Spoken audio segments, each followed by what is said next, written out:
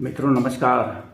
निस्संदेह जो भारत की भूमि रही है वो हिंदुओं की ही रही है और अगर ये हिंदू राष्ट्र बनने की तरफ बढ़ रहा है, अग्रसर है, तो इसमें कुछ भी गलत नहीं है। इवन मैं भी चाहता हूँ कि भारत एक हिंदू राष्ट्र बने, लेकिन विषय ये है कि इसका स्ट्रक्चर क्या होगा, इसका स्वरूप क्या होगा। क्या ये वैदिक स्वरूप का हिंदू राष्ट्र बनता जा रहा है? अगर मैं अपनी बात कहूँ तो मुझे न तो कांग्रेस वाला धर्मनिरपेक्ष हिंदुस्तान चाहिए और न ही ये जो भाजपा बना रही है हिंदू राष्ट्र, ये वाला हिंदू राष्ट्र चाहिए। अच्छा, अगर हमें हिंदू राष्ट्र चाहिए तो हमें वेदों वाला हिंदू राष्ट्र चाहिए।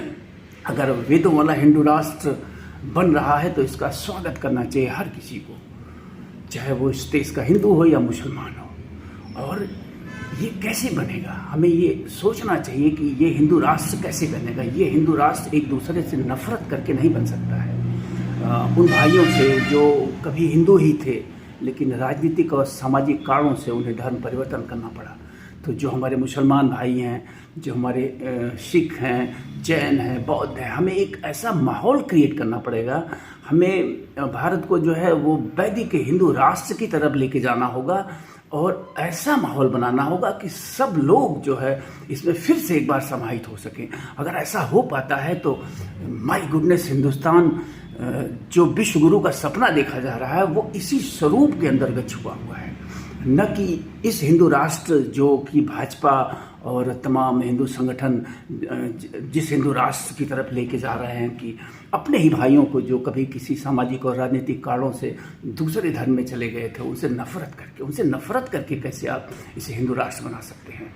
हमें इस हिंदू राष्ट्र में, इस हिंदुइज्म में जो कमियां रही हैं, सर्वप्रथम उस पर विचार करना होगा कि आखिर क्या कारण रहा है कि हिंदुओं में इतना मतभेद रहा है और ढेर सारे करोड़ों की संख्या में हिंदू जो है दूसरे धर्मों में चले गए, किन्हीं कारणों से, जो भी सामाजिक राजनीतिक कारण रहे हों, लेकिन गए।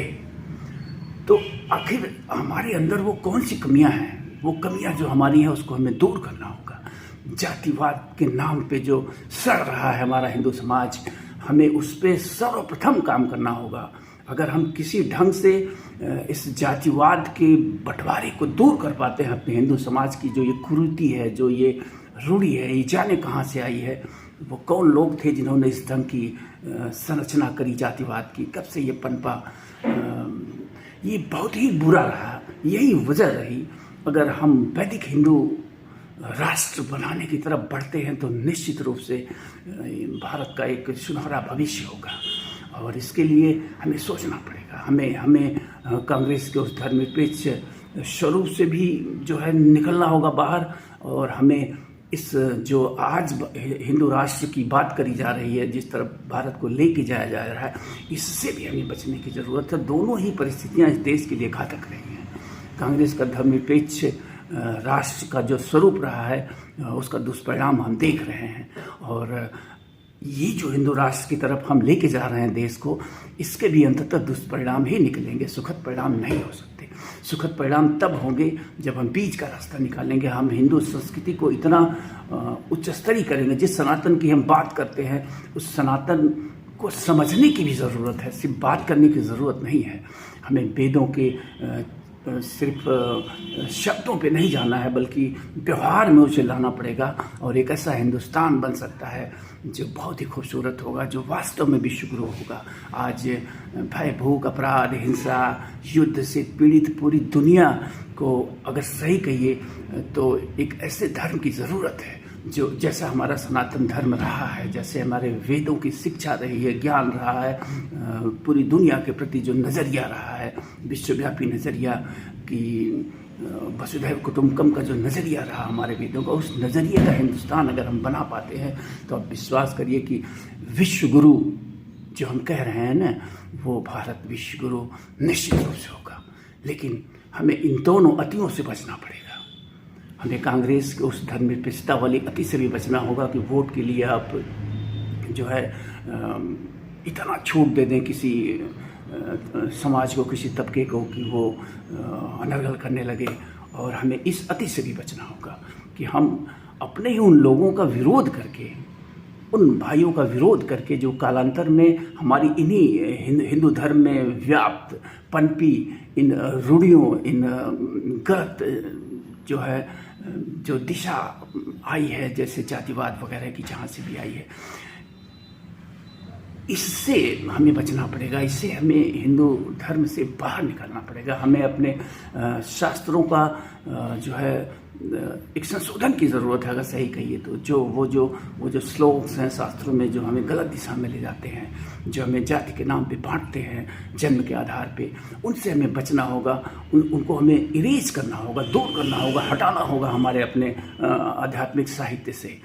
और फिर हम जिस हिंदू राष्ट्र की कल्पना कर रहे हैं, मैं तो देख रहा हूँ कि अगर हम ऐसा कर पाते हैं तो सब लोग जो कल को हिंदू ही रहे हैं, ये पूरा पश्चिम एशिया एक तरह से कह सकते हैं कि सनातन संस्कृति की ही उपज है, उसी के वंशज हैं।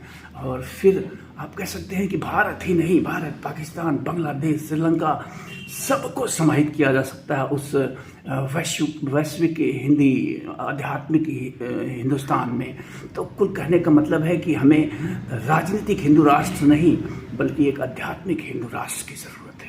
इसके लिए हम सबको जो है सोचना पड़ेगा, विचार करना पड़ेगा, और इन अतियों से बच के एक गोल्डन मीन, एक मध्यम मार्ग निकालना होगा। और वो होगा कि हम अपने हिंदू धर्म में व्याप्त जातिगत कुरीतियों को जल्द से जल्द जैसे भी संभव हो उसको हटाने का प्रयत्न करें। अगर हम ऐसा कर पाने में सफल होते हैं तो माय गुडनेस, वो जो हमारा स्वप्न है विश्व गुरु का, वो निश्चित रूप से पूरा होगा। इसके अलावा अगर हम इसी ढंग से चलते रहे, एक अति को छोड़ के दूसरी अति पे, तो इसका भी दुष्परिणाम ही होगा।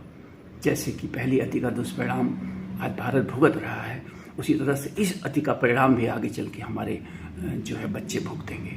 तो ये मेरे विचार थे, और मैं चाहूँगा कि इस पे सोचा जाए, इस पे चिंतन किया जाए कि हमें किस ढंग का हिंदू राष्ट्र चाहिए। हिंदू राष्ट्र के लिए मैं भी तैयार हूँ।